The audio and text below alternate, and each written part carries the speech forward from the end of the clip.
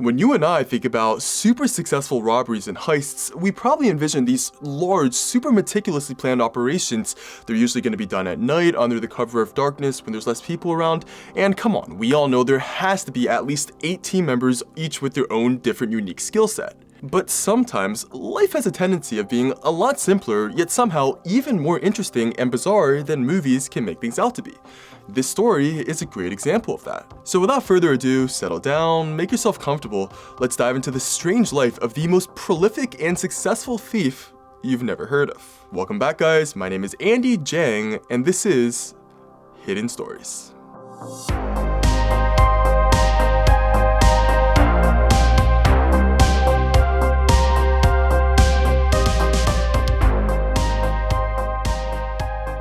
In 1971, a boy named Stefan Breitwieser was born into the Alsace region in France. Even from a really young age, he already felt different from the other kids. The things that they would often do for fun, such as playing sports and video games and later on drinking alcohol and drugs, just completely confused him, and he couldn't understand at all how anyone could enjoy these things. At the same time, however, the things that he loved to do and could do for days on end without stop, such as gazing at beautiful portraits at museums and touring archaeological sites, no one his age seemed interested in the slightest. Since he could never understand his peers or connect with them in their interests, Stefan grew up a loner without many friends, if any. As a result of his isolation from society, he would later drop out of university and take on a job as a waiter. Now, up until this point in his life, Stefan, despite his slightly unorthodox hobbies and interests, was still a relatively normal guy.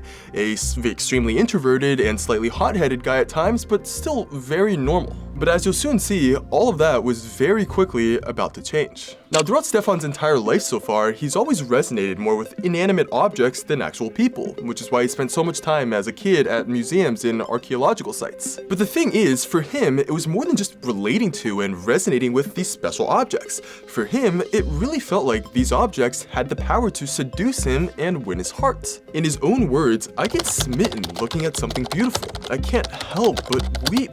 There are people who do not understand this, but I can cry for objects." So in other words, every time Stefan came across something beautiful or breathtaking, he would literally feel this emotional blow to his heart, this desperate longing to have this object for himself. From a young age, he was able to calm this desire by collecting and buying old stamps, coins, and postcards. And then when he was older, he began to collect medieval pottery fragments he'd find near archaeological sites. Collecting these objects gave his life meaning, just like sports, jobs, or video games gave other people's life meaning. But soon, just collecting and owning these minor objects wasn't enough for him. As with everything in life, we want what we don't have. And for Stefan, every time he had visited a museum in the past, there was always a small part of him, a tiny part deep down, that wanted the beautiful art. All these beautiful pieces he had seen and these beautiful objects, he wanted them. That's what deep down he really wanted. But logically, he knew he just couldn't own them. These were often very famous historic art pieces worth millions of dollars. So he had always repressed these urges and resisted the temptation to just steal them. But as time went on and Stefan visited more and more museums, it became harder and harder to resist these urges. And in 1995, at age 24, Stefan finally cracked.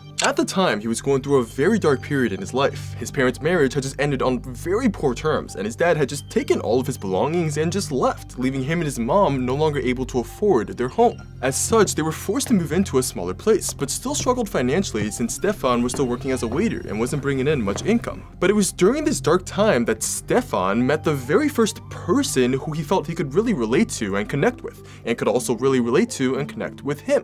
Her name was Anne-Catherine Kleinklaus. She was around the same age as Stefan. She was a fellow archaeology buff, also introverted, and also had a similar sense of curiosity that Stefan had. The two shared an intense passion for museums and were thrilled to be constantly surrounded by such beauty. For Stefan, it was love at first sight, so they soon started dating, and shortly after his dad left, Anne-Catherine moved in with him and his mom so she could help them out financially. And as it turns out, she was not only a perfect match for Stefan's interests and personality, but also in another way that neither of them could have ever anticipated. In 1995, Stefan and Anne-Catherine were visiting a museum in Tante, France, when Stefan spotted a beautiful antique pistol. He immediately felt that familiar blow to his heart, that rush of adrenaline, and then the equally familiar desire to own the object for himself. As he looked around the small museum, he saw that there was not only no one nearby, there was also no alarm system or even a security guard. There was just one single volunteer at the entrance. And when he looked back at the pistol, he saw that the display case that the pistol was placed in was already partially open. It would be so painfully easy for him to just take his backpack and then slide the pistol inside.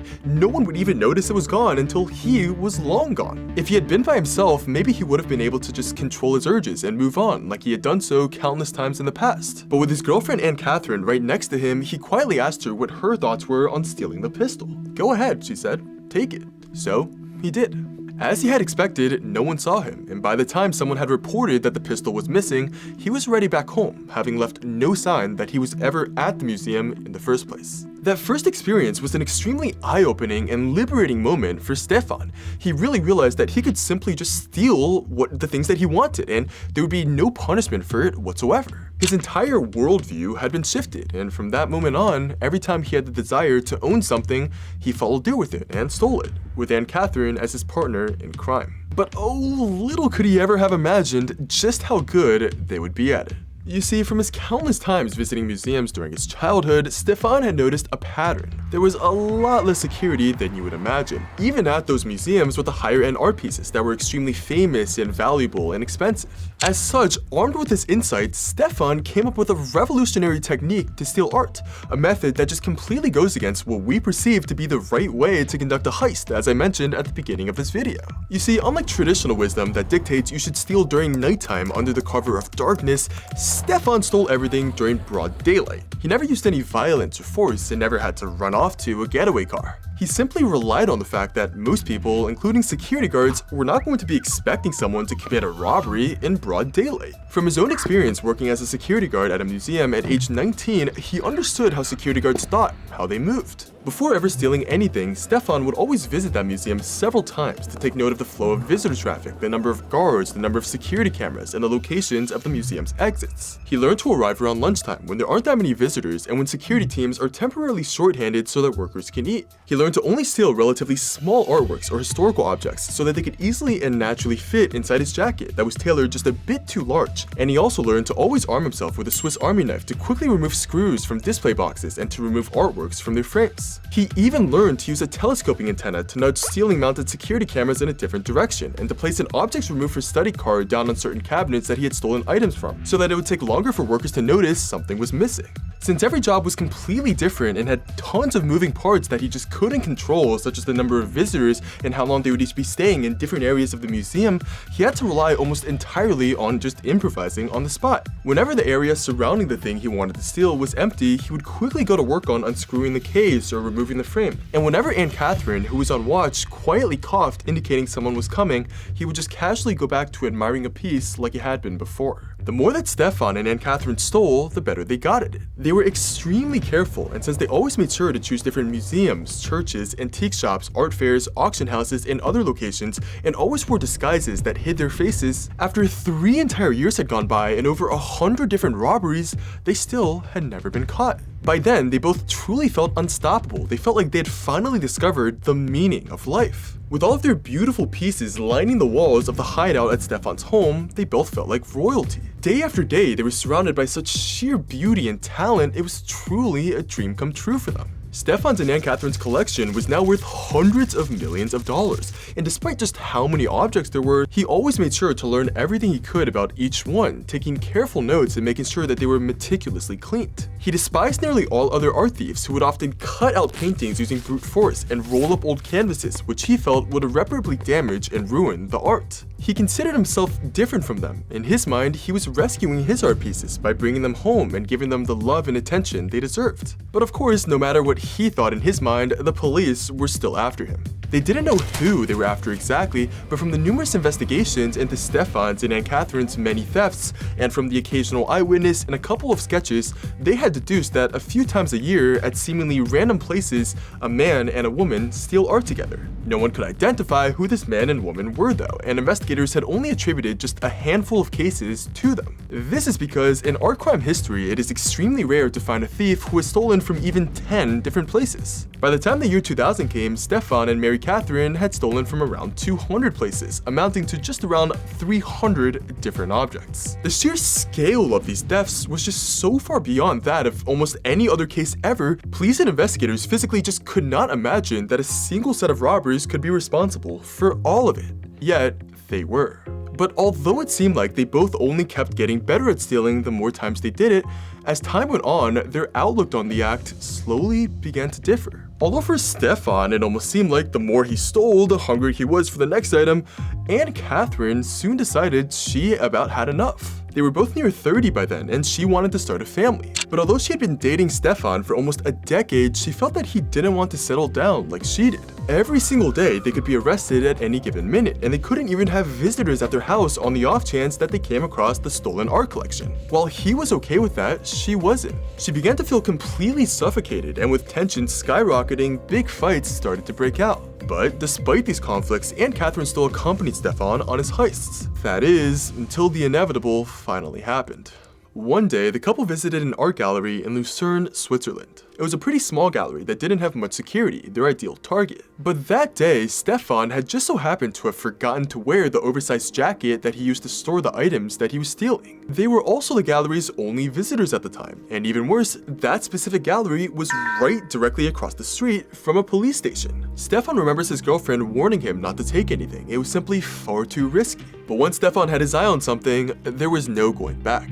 Like he had successfully done so hundreds of times in the past, he carefully placed a beautiful 17th century painting under his arm, and even without his jacket covering him and hiding him, started casually walking towards the exit. He literally didn't even bother to hide the art. That's how confident he was by then when stealing things. But unfortunately for him, that was the day his luck ran out. As Stefan was walking out with the art, a gallery employee instantly spotted him and Catherine, and to the couple's horror, apprehended them and took them across the street to the police. They spent the night in custody, terrified that their years of stealing had finally caught up with them and would be uncovered. But the very next morning, Stefan, explaining that it was a spur-of-the-moment decision that he incredibly regretted and that it was his first time ever stealing from an art museum, actually managed to convince the cops that he was extremely sorry and remorseful. Since the Swiss authorities saw that he had a completely clean record, they decided to be nice and let him off light this one time with only a suspended sentence. Little did they know, they just let the greatest art thief in history slip through their fingers.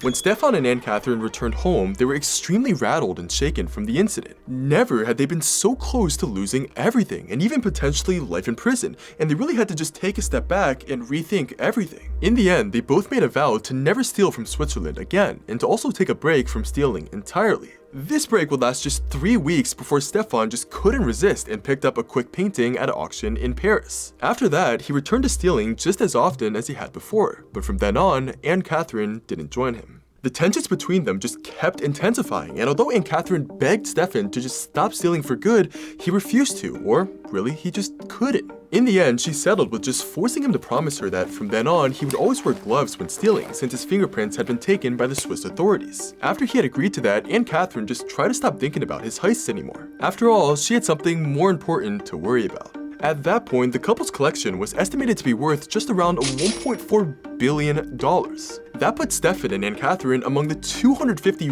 richest people on the planet back then. So how in the world did they hide their extreme wealth from outsiders or even Stefan's mom? Well, they didn't, because they didn't need to. You see, despite having $1.4 billion in rare items, Stefan and Catherine were completely and entirely broke.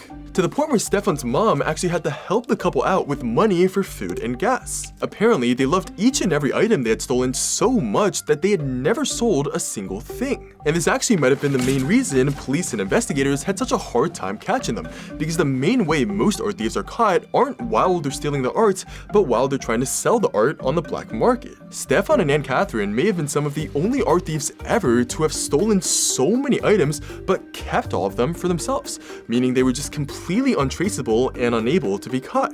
But although they hadn't been caught, they were still broke, and Catherine had to work long hours as a nurse to ensure that they wouldn't just starve. But while she just tried to focus on her work and other areas of her life, she couldn't help but worry about Stefan, who had again been becoming bolder and bolder with his heists. He had started bringing home larger and larger artworks that he had somehow been stealing, artworks that not only couldn't fit in their hideout, but also were extremely difficult to steal, and meant that it could have easily led to Stefan being caught. However, he seemed to be relatively unworried, telling her that he was invincible and would be fine. But still, Aunt Catherine worried relentlessly about both his and her own future. Her worry finally came to a tipping point one day when Stefan returned home with a little curled bugle. When she asked about it, Stefan reluctantly admitted that he hadn't been wearing his gloves to take it. Not only that, but he had literally stolen it from the Richard Wagner Museum in Lucerne, Switzerland, right next to the place where they had been caught the first time. Aunt Catherine was furious. He had broken 2 promises to her, but she was also worried out of her mind, so she pushed that anger aside and said she would drive back to the museum to clear off his prints. Stefan agreed and insisted that he tag along, but Aunt Catherine said no, claiming it was far too risky.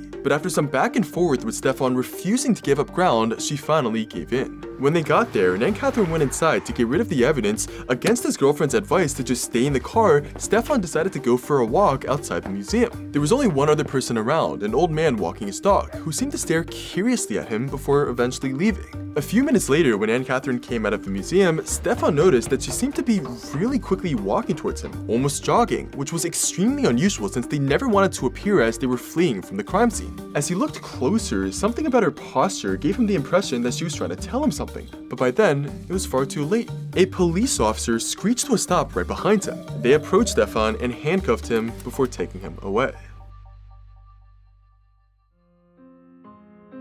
Now obviously, Stefan initially denied everything. He had nothing on him at the time of his arrest, so what reason did he have to be afraid? He was fine, he thought. He learned that the reason that the cops arrested him was because the dog walker who had seen him had heard about the recent theft of the bugle and had reported him to the museum staff for acting suspicious. When the worker took a look at him through the museum window, she instantly recognized him as one of the few people who had been in the museum on the day the bugle was stolen. So she immediately called the cops on him. But the thing is, while that all unfolded, no one had noticed that Aunt Catherine, who had overheard the call, had been trying to warn Stefan right before his arrest. No one realized that they had traveled there together and were partners in crime, so she had been able to drive off in their car unnoticed. Stefan, realizing that his girlfriend had made it home safely, knew that he had to make sure the authorities would never find out his true identity or send someone to go search his home. Luckily, the officers hadn't even considered taking his prints yet, so he was able to lie about who he was and where he lived. But despite trying to play the same card that he had the first time he had been caught, admitting to stealing the bugle and insisting that it was his first time, that he regretted it a ton, this time he had no such luck.